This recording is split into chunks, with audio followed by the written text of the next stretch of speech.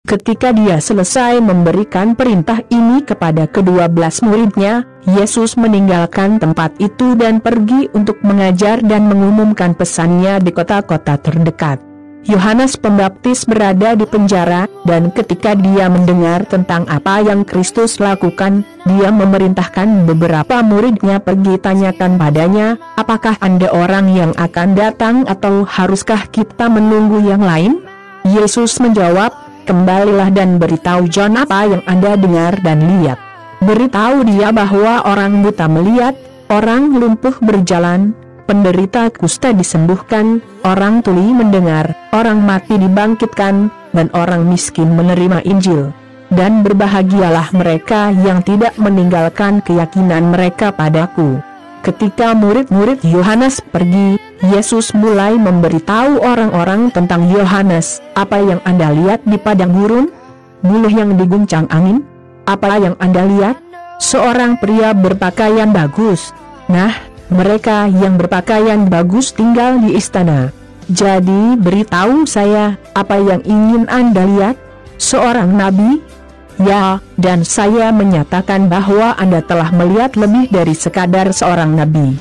Karena Yohanes adalah satu-satunya yang dikatakan kitab suci, inilah utusanku, kata Tuhan.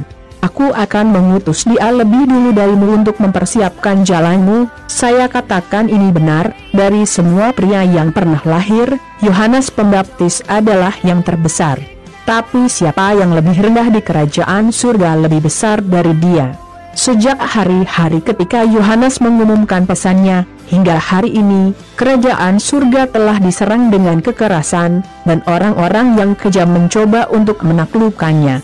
Sampai zaman Yohanes, semua nabi dan hukum Musa berbicara tentang kerajaan.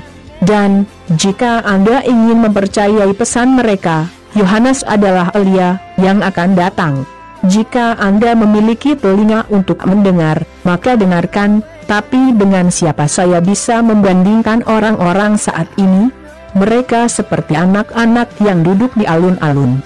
Satu kelompok berteriak pada yang lain, kami memainkan lagu pernikahan, tapi kamu tidak menari. Kami menyanyikan lagu pemakaman, tapi kamu tidak menangis. Yohanes Pembaptis berpuasa dan tidak minum anggur, dan semua orang berkata, dia dikuasai oleh setan. Anak manusia makan dan minum, dan semua orang berkata, lihat, orang ini rakus dan peminum.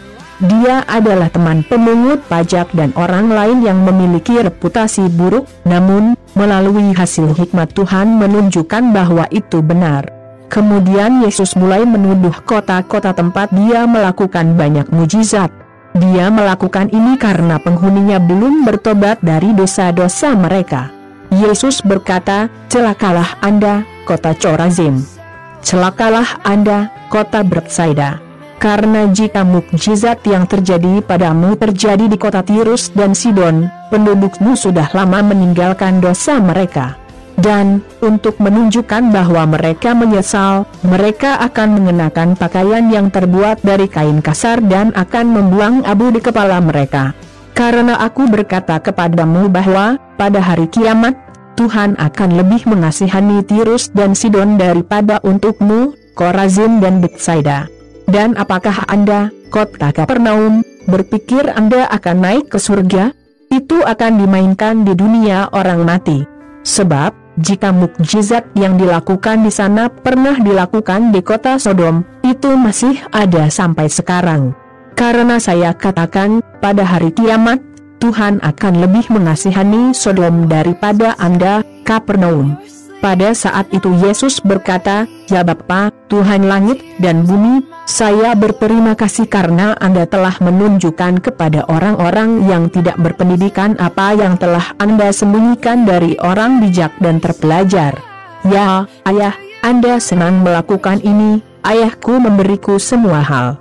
Tidak ada yang tahu siapa putra itu, kecuali Bapa, dan tidak ada yang tahu siapa Bapa, kecuali anak dan juga mereka yang ingin ditunjukkan oleh anak siapa Bapa. Datanglah padaku, kalian semua yang lelah membawa beban beratmu, dan aku akan memberimu istirahat. Jadilah pengikut saya dan belajarlah dari saya, karena saya baik hati dan saya memiliki hati yang rendah hati, dan Anda akan menemukan istirahat. Tugas yang saya tuntut dari Anda mudah, dan beban yang saya berikan kepada Anda ringan. Matius 11:1-30.